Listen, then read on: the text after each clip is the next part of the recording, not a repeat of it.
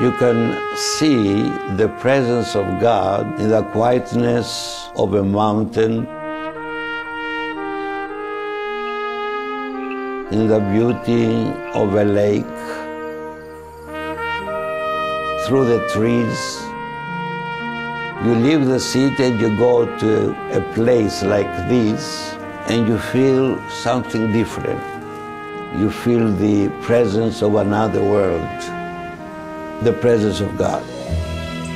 We cannot see God. We believe in Him through His energies, through His actions, through His creation.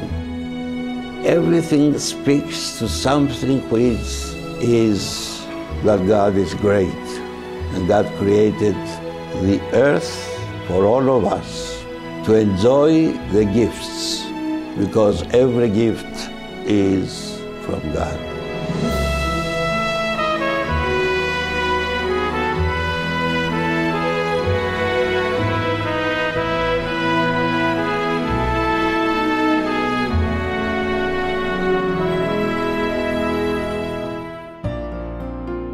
Having no place to extend the presence of the church during the summer months to the faithful, but especially the children, we were looking to find a property to use it, to establish a summer camp and a retreat center, to engulf, to embrace all the ages and a variety of ministries under the auspices of the church. Because we haven't had our own places, we've traditionally rented other people's camps and retreat centers, and it's not the best. It's not conducive necessarily to our own traditions and our own styles. So here's a home, if you will, a place that we can call our own, that we can make our own, that we can build in the tradition of our people and of our faith. We're entering into a new phase because we've already acquired the property. We paid off the property in less than 2 years at $2.3 million, which is quite an accomplishment that our people have done. There are existing buildings. There's an existing home. There's an existing barn. There's a log cabin, 2 pools, tennis courts, basketball courts, the train that goes around the whole property. We currently have renovated an existing building and made it into an interim chapel. It's quite beautiful, actually. We had our first liturgy celebrated there the Friday after Easter with about 50 people in attendance.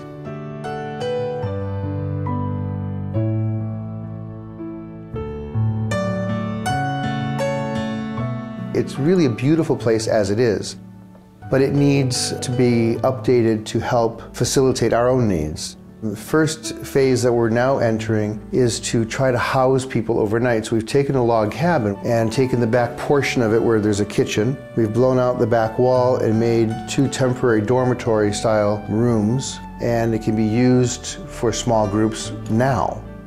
But then when we're able to build our hotel style lodge, which has 35 apartments, each with its private bathroom and showers, of course. So before we get to that phase, we want to be able to house people so we can utilize the property. And by doing that, we're using the log cabin on a temporary basis. Eventually, that log cabin in that section will be turned into a commercial kitchen so that the log cabin becomes now our multi-purpose room, our lunch room, our central location to gather. The 33 acres of dense wooded area provides one the ability to maybe take a contemplative walk and commune with God through nature. It was the idea of a faithful parishioner to sprinkle this area with approximately 15 proskinitaria or shrines, providing a spiritual oasis to one who is taking that contemplative walk. The proskinitaria will each be approximately 10 feet tall by 4 feet wide and will offer a respite for that traveler on that path. There, the person will encounter an icon of a saint and a little bit of history of the life of the saint or the event in the life of the church, and then we'll be able to learn, to contemplate, to pray, and to continue on that path. So we'll have, in the first phase, we need the infrastructure, of course. Those paths and those shrines and those proskenitaria, the log cabin and the commercial kitchen and the 35-room apartment complex. That's our first phase of this development.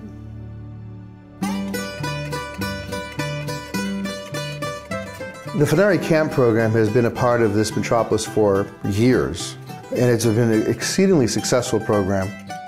It's brought this sense of community and camp to generations and generations of people, where now people who might have met at camp and were married, have children of their own who are going to camp, and it just continues.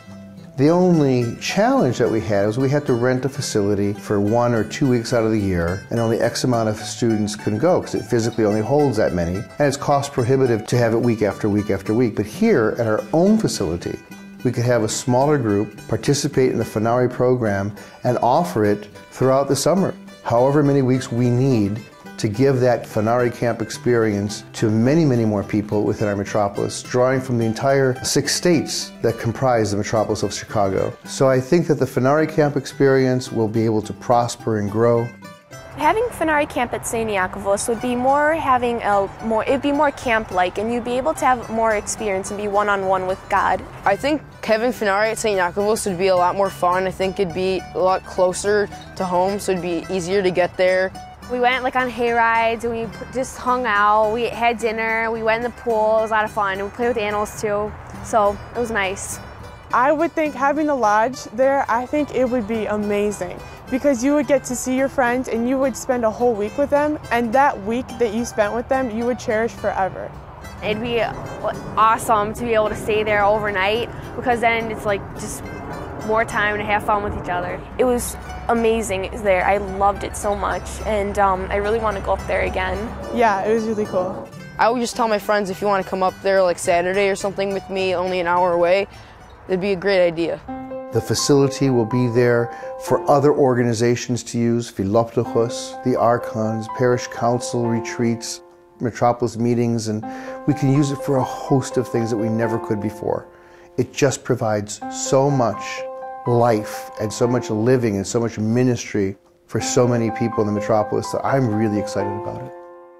2 years ago, we found a property in Wisconsin, which is fine, excellent, beautiful, picturesque, and we try to develop it so we can have the children during the summer and the retreat center for the entire year for various ministries, organizations of the church that they can meet, they can stay overnight, they can enjoy the environment, they can produce excellent results.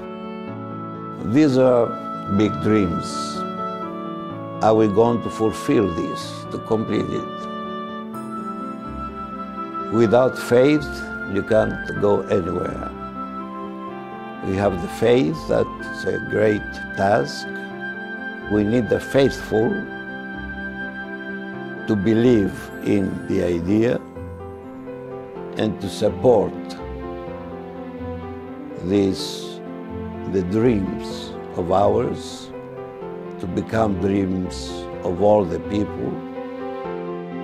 I have the faith that the dream can be realized and actualized, and by watching this video, we can present to the people something which will move the souls and the heart of the people to adopt it, to embrace it, to make it their own, and the people will open their hearts in a generous way.